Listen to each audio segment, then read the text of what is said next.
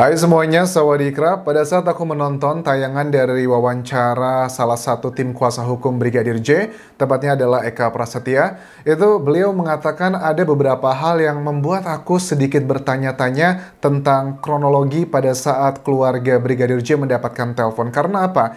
Ini adalah salah satu indikasi ataupun juga dugaan yang disampaikan bahwa apakah ada kemungkinan Brigadir J itu tewas ditembak tidak di lokasi kejadian, yang which is itu lokasinya berada di rumah Kadif Propam di Jakarta Selatan, tetapi ada dugaan adalah perjalanan dari Magelang menuju ke Jakarta.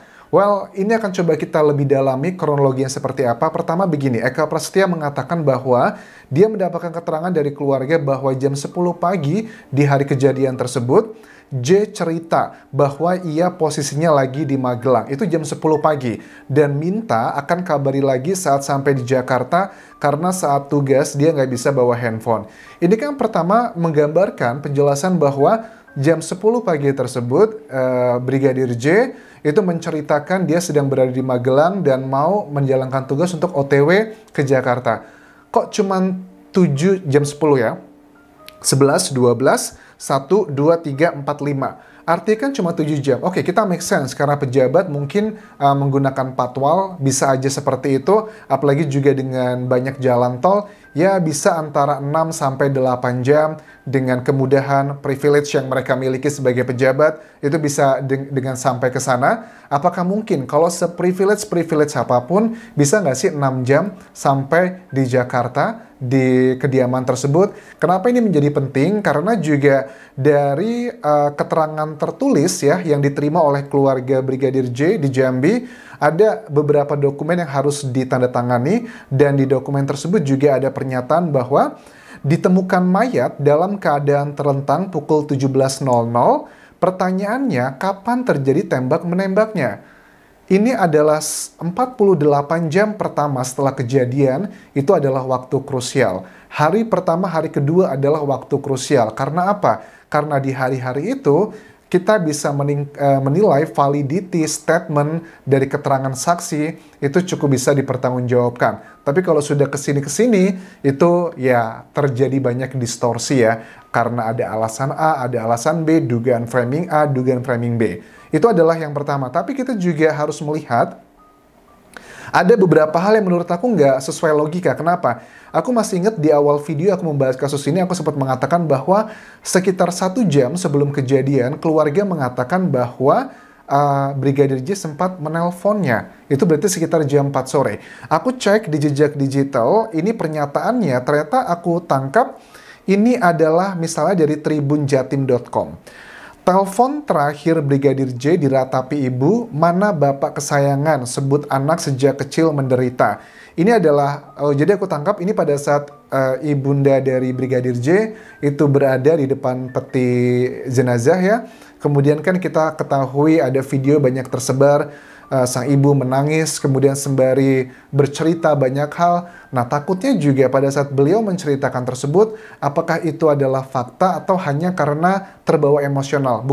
Bukan berarti aku tidak empati ya teman-teman ya. Tapi yang kita bahas ini adalah sedang mengawal, menganalisa adalah fakta-faktanya, agar kita ketahuan, kita melihat apa yang sebenarnya terjadi kepada Brigadir J, itu adalah intinya.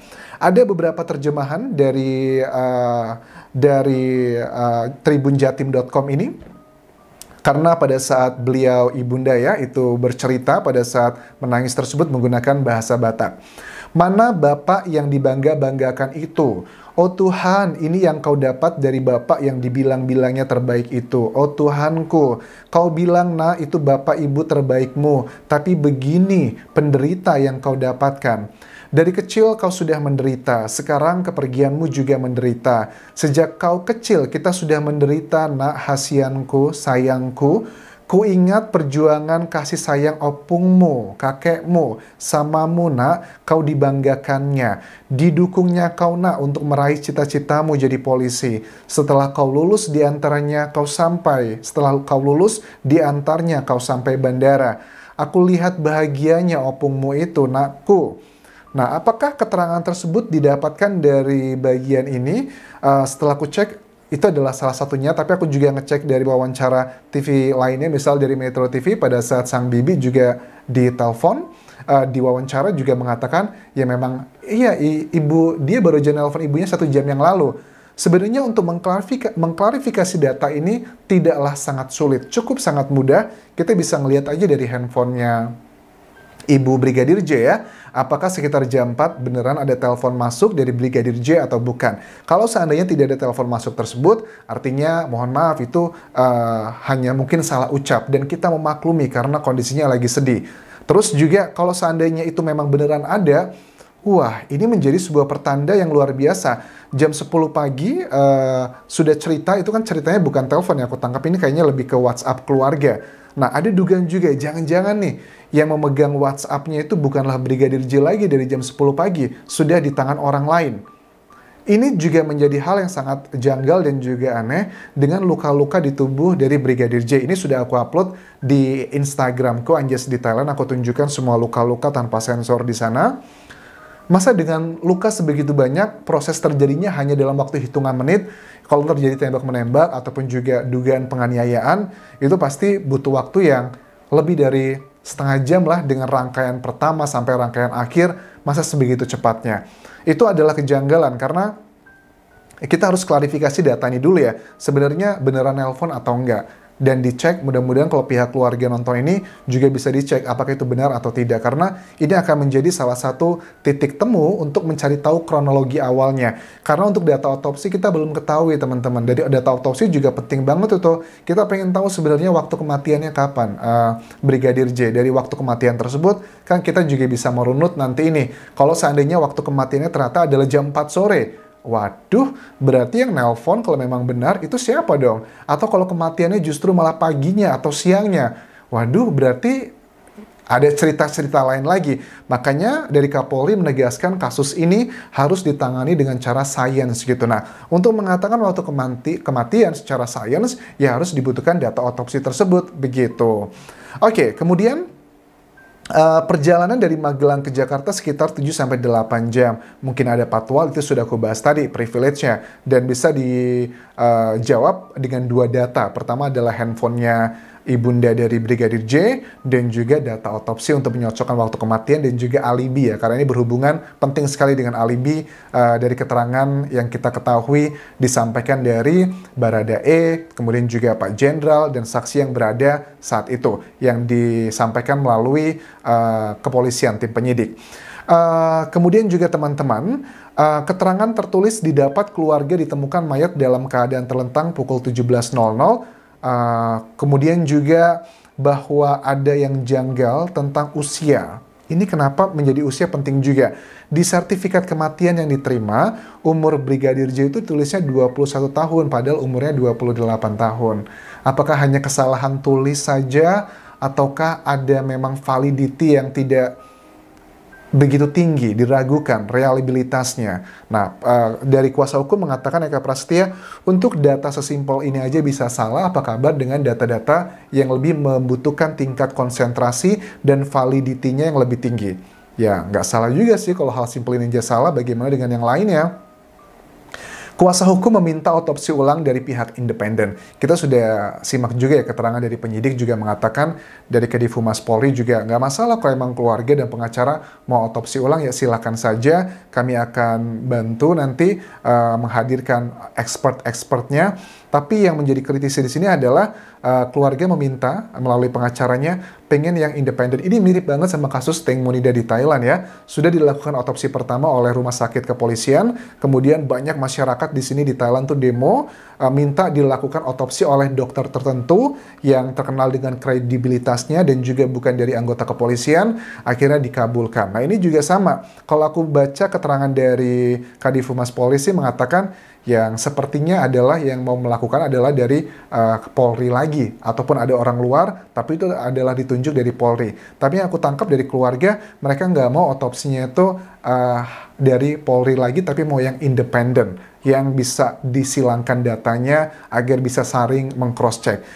Oke, ini bagi aku pribadi sih sebenarnya sah-sah aja. Dari Polri juga banyak kok orang-orang yang hebat dan juga punya kredibilitas tinggi dalam otopsi, tapi nggak ada salahnya sih harus ada pihak luar juga. Atau kalau nggak, seperti di Thailand, kasus Teng Monida, otopsi yang kedua itu ada beberapa lembaga, ada rumah sakit umum, forensiknya, ada dari kepolisian, tapi lebih dari satu orang, ada 8 tim, 8 orang yang melakukan otopsi agar terjadi konfirmasi satu sama lain. Karena kan ngomongin data ilmiah kan ya, jadi harus ada banyak pihak yang berkompeten membahasnya. Kemudian, yang disampaikan dari Eka Prasetya adalah upaya penghalangan untuk membuka peti mayat. Kemudian kenapa kami dikepung, sudah ada video-videonya diupload keluarga. Ya ini sudah kita bahas ya, tapi aku yang terkejut lagi pada saat keluarga itu mengatakan tentang kami tuh dikepung kok, tapi kan ada pihak beberapa, kalau nggak salah ada salah satu mantan Kapolsek mana gitu yang bilang bahwa kayaknya itu bukan dikepung deh, tapi adalah hal yang wajar pada saat ada anggota kepolisian yang meninggal dunia, kepolisian setempat itu datang untuk melayat dan sebagainya. Terus keluarga itu mengupload videonya, yakin nih masa puluhan mobil datang dengan gaya seperti ini, apakah ini tipikal melayat ataukah tipikal melakukan pengepungan? Ya, kita coba lihat nanti pendalaman lebih lanjut karena dari Komnas HAM juga datang, sudah melakukan analisa investigasinya, tapi dari keluarga sudah mengupload videonya, begitu.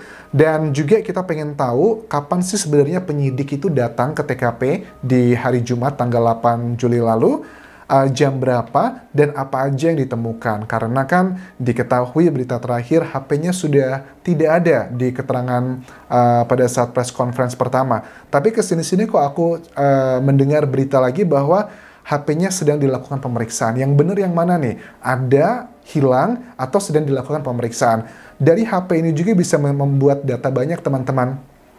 Misalnya saat emailnya sudah diketahui, providernya sudah diketahui, paling nggak kita bisa ketahui lokasi, kita bisa lacak dari HP tersebut 8 jam sebelum kematian, sebelum terjadinya peristiwa tembakan tersebut, Brigadir J HP-nya itu berada di lokasi mana aja. Beneran nggak dari Magelang? Beneran nggak ada di kawasan Jakarta Selatan? Itu kan bisa dicek dari data-data BTS-nya, GPS-nya, ataupun juga macam-macam bisa kita peroleh dari data handphone tersebut. Kita nantikan ya bagaimanakah kelanjutannya, apakah penyidik mampu membongkar semua ini. Hal yang terkesan simple, tapi kok sepertinya sebagian orang menilai dibuatnya terlalu complicated. Oke, itu adalah opini, tapi faktanya adalah kita sudah melihat ada itikat baik dari kepolisian dengan Polri sudah menonaktifkan dari Kadif Propam yang itu menunjukkan bahwa ingin melakukan investigasi ini secara fair dan tidak ada intervensi dari pihak manapun. Mudah-mudahan seperti itu. Terima kasih sudah menonton, sampai ketemu lagi di video berikutnya. Tinggalkan like dan juga komen, serta follow Instagram serta Facebook pageku di Anjas di Thailand. Please juga subscribe channel YouTube ini. Kalaupun craft semuanya. Bye-bye.